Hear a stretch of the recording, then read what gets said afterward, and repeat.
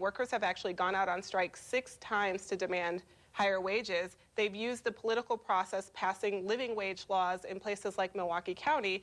And so they were looking to the state legislature to say, what can you be doing to help fix this crisis for our communities? And they demanded that the state legislature take up the issue of raising the minimum wage. In the process of that, that's where the state law was identified that says that in Wisconsin, not only should we be talking about a minimum wage, but actually our law requires wages that are paid to employees to be a living wage. Why 20 days?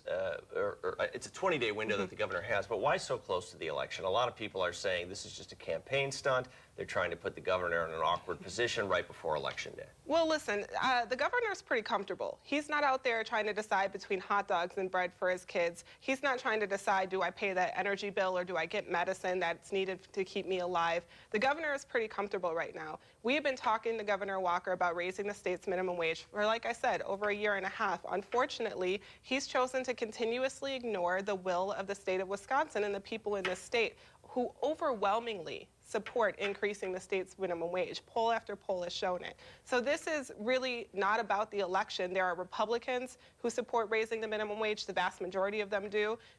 Former presidential nominee Mitt Romney supports it. In Michigan, the Republican governor just raised Michigan's minimum wage. This is not a Democrat or Republican issue. It's about people's pocketbooks, and we have the right to expect that somebody who is asking for the highest office in our state would look seriously at this issue about whether or not people who get up every day, do what they're supposed to do, work hard, and contribute to our economy can come home at night and rest easy knowing they're making enough to live off of. I can tell you that if the minimum wage had kept up with inflation, just the average cost of goods and services each year, it'd be right around $11 an hour. If it kept up with worker productivity, which is really the measure by which we judge a healthy economy, it'd be right around $21 an hour. So I think, you know, look, it fits somewhere in between that. Certainly over the last 1.5 years, we've got low-wage and underpaid workers who are demanding $15 an hour, and I think that that's a reasonable place to start.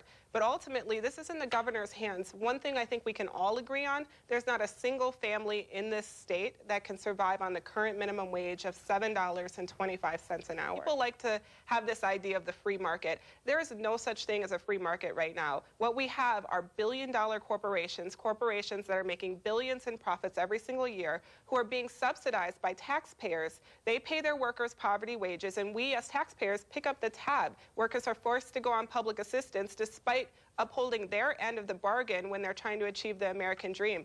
This is backwards economy that we need to fix, and Wisconsin is one of the worst in the nation. We have to remember that this is the economy we have. Maybe it's not the economy we wished for. Maybe we want the economy of the 1960s and the 1970s that was heavily reliant on manufacturing, but that's not the economy. The new Wisconsin economy, the fastest growing jobs are low-wage service sector jobs in home health care, in retail, in food service. These are the jobs of today. We've got to make sure they pay a living wage. We told folks, if you work hard and you do what you're supposed to do, you're going to be able to earn a decent life and get ahead and live the American dream. And that is not the reality for hundreds of thousands of hardworking Wisconsinites. The governor has a responsibility to do something about that, not just a legal responsibility because that's what the law says, but a moral obligation to right the course for the future of the state of Wisconsin, to make sure that everybody works hard, can earn a decent living.